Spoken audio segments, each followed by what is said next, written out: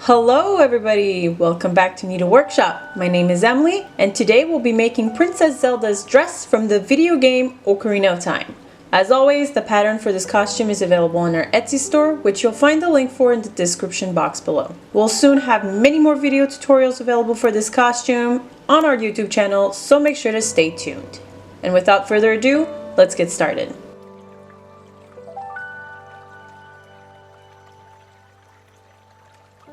Before getting into the tutorial, please take note of the following information. If you would like some clarity on some of the terms used in this tutorial, you can find all the definitions in the instruction manual provided with the pattern. In the same instruction manual, you'll also find more info on how to properly take your measurements and tweaking the pattern for your fit. Additionally, you'll find an array of useful information such as fabric and material suggestions, along with all the information on the tools used in this tutorial. Also keep in mind that it is essential to make a mock-up in muslin or cheap cotton before making the costume in the real fabric. Not only does this allow you to ensure that the fit is right for you, it will also allow you to make any adjustments directly onto the garment. Also important to keep in mind is that all your seam allowances are 1 centimeter wide. Unless specified otherwise, all pieces will be sewn together 1 centimeter from the edge. Now let's get started.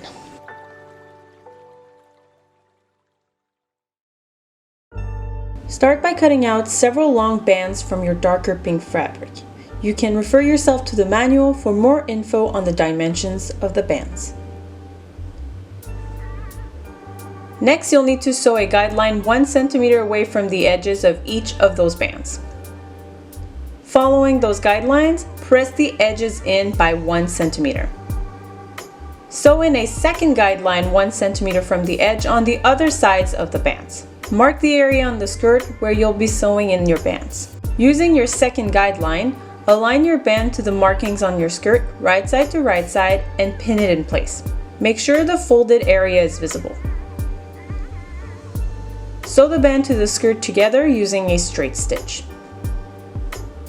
Position the band properly with pins and top stitch both edges in place. Iron once you're done.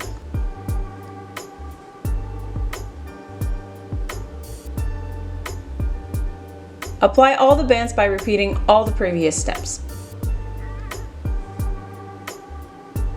Draw your punch holes onto your skirt using a washable pen or chalk and use your pattern as a reference.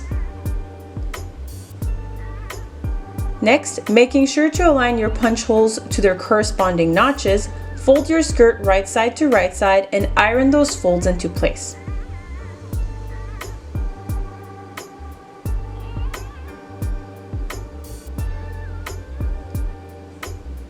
Sew the folds into place 2 millimeters from the edge from the bottom of the skirt to the point being your punch hole marks. Do not backstitch at the punch hole and instead keep your machine running way past your punch hole to create a tangled tail of about 3 centimeters long. Rinse and repeat until all your folds are stitched in place. Next, you'll need to attach the side skirt panels to the center skirt panel. Make sure to overlock all the skirt panel's side seams first and then align the center skirt panel to its corresponding side skirt panel at the side seam. Make sure to align all your notches and your skirt bands before sewing into place.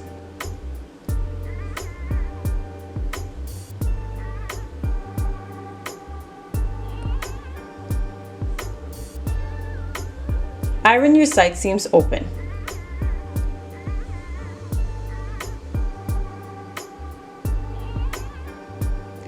Iron your folds out to remove any puckering.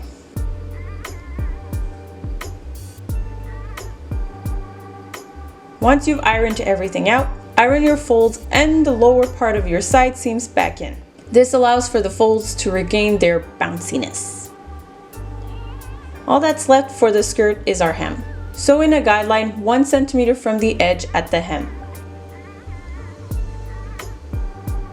Using your guideline, fold your hem in twice by 1 centimeter for a total of 2 centimeters.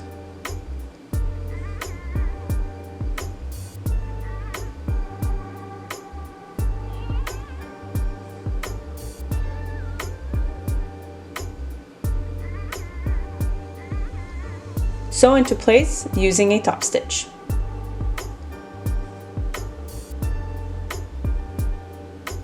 Next, you're going to need to prep a few pieces. You'll need to overlock the side seams of the side bodice pieces and the side seams of the center bodice piece. You'll also need to overlock the back and side seams of the back bodice pieces, as well as draw in your punch hole. You'll need to overlock the hem of the facing and interface the whole piece. And lastly, you'll need to interface your collar pieces and indicate the placement of the buttons. Assemble your dart at the back bodice.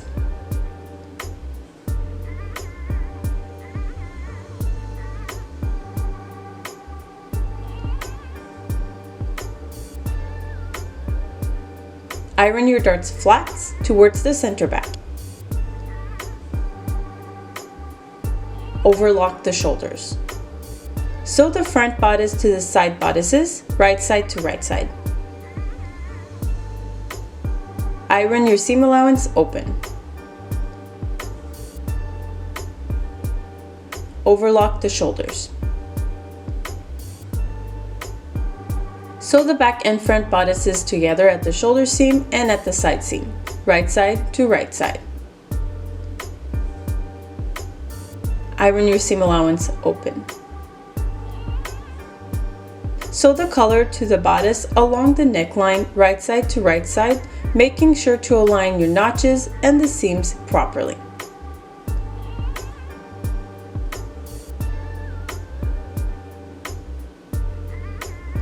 Iron your seam allowance open. Sew the second set of collar to the facing along the neckline, right side to right side, making sure once again to align all your notches properly. Iron your seam allowance open. Overlock the hem of your bodice. Next, we'll be finishing our armholes with bias tape. You'll find pattern pieces for the bias included in the PDF files. These must be cut on the bias.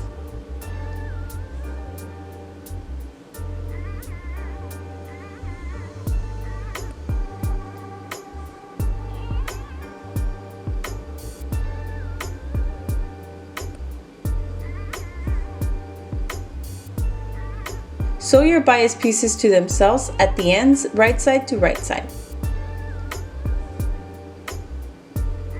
Iron your seam allowance open. Place your bias pieces along the armholes, right side to right side, making sure to properly align all your notches.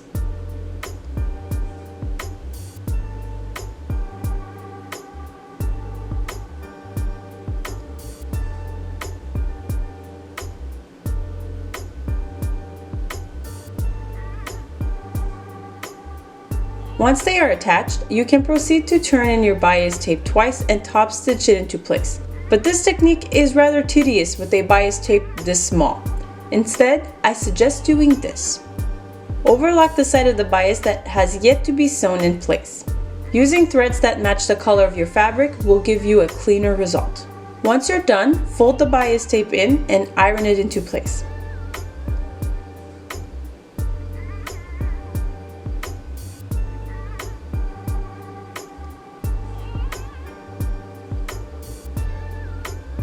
Secure the bias tape in place using a stitch in the ditch. And your armholes are done and look great even with a simpler technique.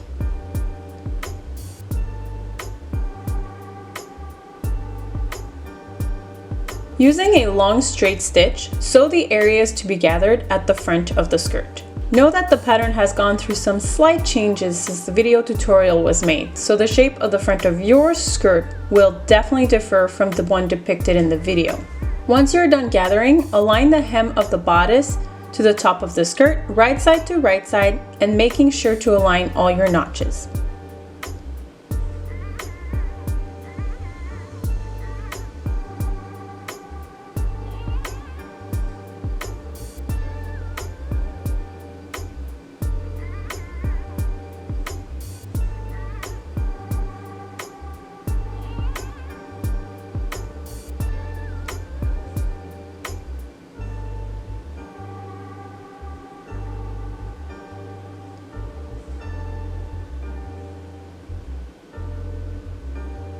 Next, you'll be able to install your invisible zipper. For more info on this, please check out our video on the subject matter.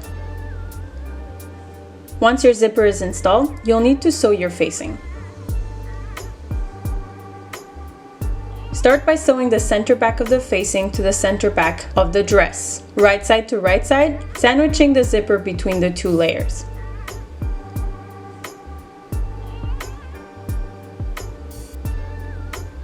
Once it's done, turn your facing inside out and sew the rest of the collar and front cleavage together, wrong side to wrong side and 7 millimeters from the edge.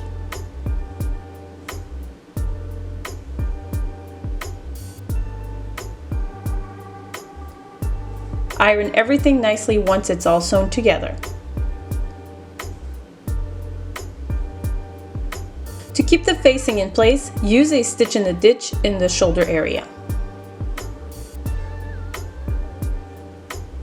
Using the same technique as the armhole, finish your collar with a bias tape.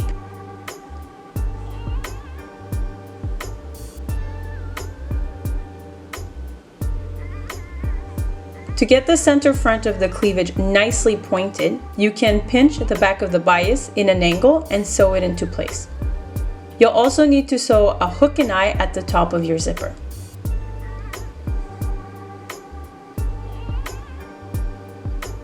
Next, we'll need to finish our neck strap. Right side to right side, sew the two pieces together, leaving a small opening in the center. Cut out some of the excess seam allowance. This is a little tricky, but turn your piece inside out. Use a lot of patience. Close your opening with the top stitch or a hand stitch if you wish for a more discreet stitch. Sew your piece into place onto the collar. For the positioning, you can refer yourself to the pattern. The neck strap can either be top stitch into place or sewn by hand. Make sure to also sew in your buttons. Lastly, you'll need to add a few extra trims to hold parts of the costume in place. You'll need to sew 4 snaps to hold the loose top in place. You can refer yourself to the pattern for the positioning of the snaps or eyeball them into place once all your pieces are done.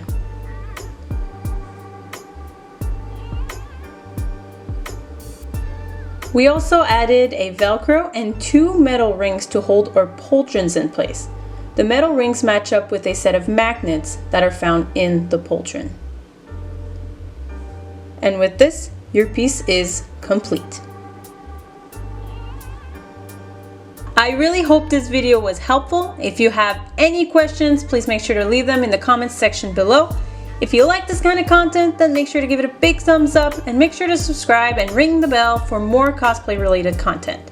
If you'd like to know more about our upcoming projects, feel free to follow us on Facebook, Instagram, or Twitter. Also, make sure to check out our patterns available on our Etsy store.